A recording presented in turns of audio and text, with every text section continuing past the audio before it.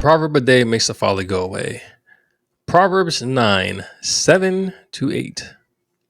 Whoever corrects a scoffer gets himself abuse, and he who reproves a wicked man incurs injury. Do not reprove a scoffer, or he will hate you. Reprove a wise man, and he will love you. there's times in my life where, especially when I was growing up, and it's like you try to give people advice, not even advice, you try to feed them the truth, and they just don't want to listen. You try to correct them, and they just don't want to be corrected. You try to, in meaner words, put them in their place, and they just won't give in. Which I guess a lot of people don't like being put in their place.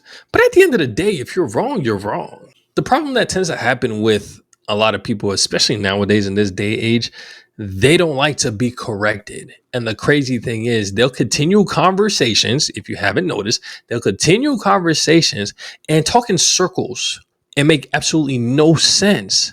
But the crazy thing is, we'll sit here and we'll follow them in those circles. And now we're making the same exact no sense that they are. Eventually, you just have to remove yourself from this circle chasing, this cat and mouse thing. There are times where we're talking to people that you know, people that you grew up with, people that you were homeboys with. Then you're gonna say something. You gain a little bit of knowledge, you gain a little bit of wisdom and understanding, and then now you become more, I guess, enlightened, for like a better term, than they are.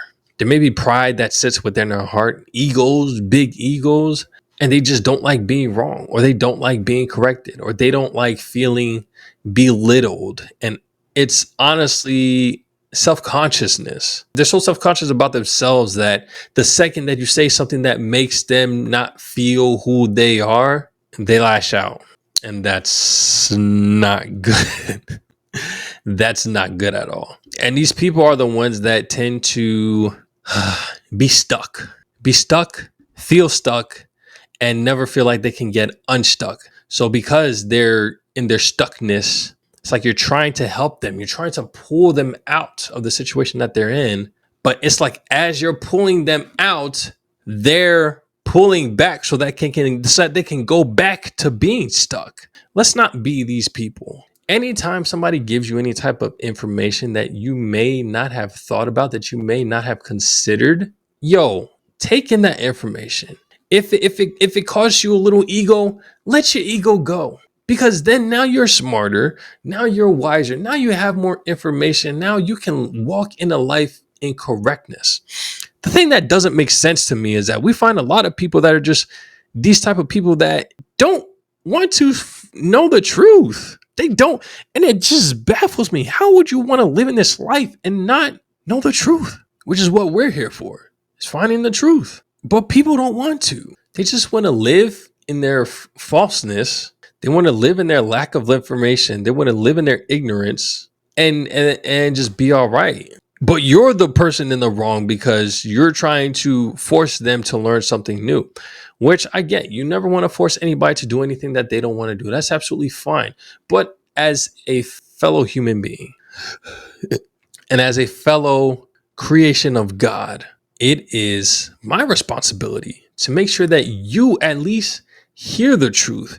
Whether you decide to listen to it or not, it's up to you. But if we're going to sit here and if you think that I'm going to keep doing this cat and mouse thing, you got another thing coming. I don't do that. I don't do that anymore. The second that I catch wind that you're refusing to listen to what I'm saying, even if I'm speaking in plain text, and by text, I mean the words that are coming out of my mouth are simple, but you're refusing to get it for whatever reason, I'm like, you know what? I'm going to let you marinate on this. We'll come back to it later, because at this point right now, we're wasting time and I'm not here for it. I'm all up for good debates. I'm all up for debates because we can learn from each other.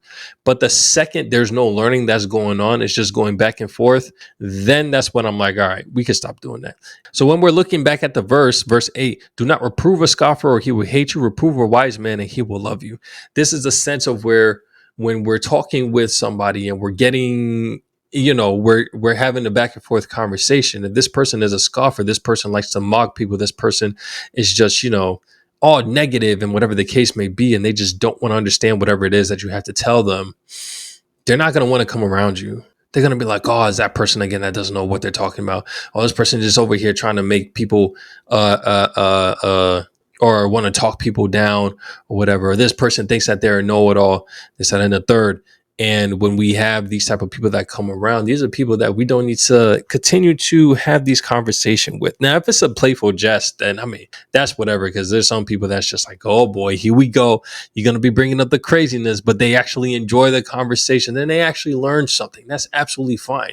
But you can kind of tell, you can kind of feel the energy in the room when somebody actually is having heavy arguments with you and they're not considering anything that you're saying, or they're choosing to go against you because you're trying to, just for the fact that you're trying to correct them. But if it's somebody that's wise, I will sit here and I will have conversations and I will talk and I will listen just to get more insight on, even if what you're saying is completely wrong. I will have conversations with people just to have an understanding, try to get a better understanding of why it is that they think the way that they do.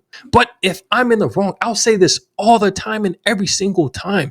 Please, if I'm wrong, let me know so that I can be correct.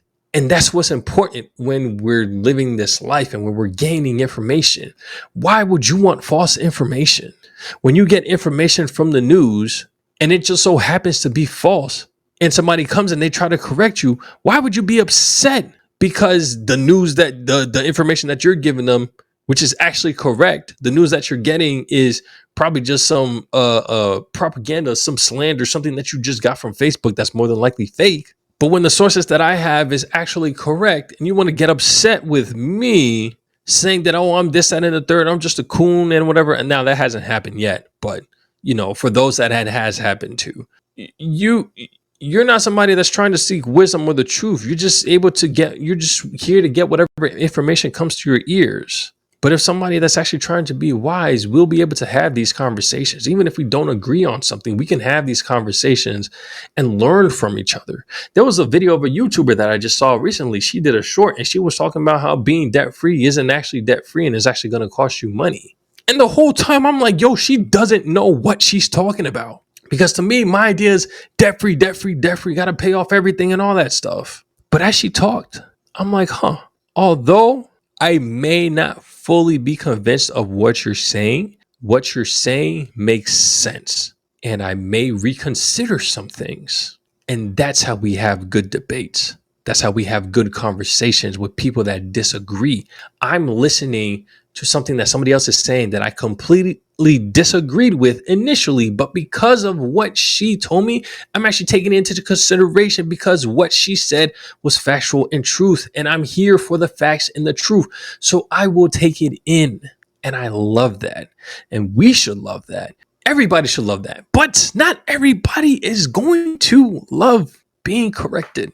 So you have to know who you're dealing with, know the correction that you can give them, how much of it, how many doses of correction that you can give them, if you can give them any at all, and kind of move forward from there. Don't sit around in these circles. Once you notice that the circle is happening, stop the conversation because now you're wasting time.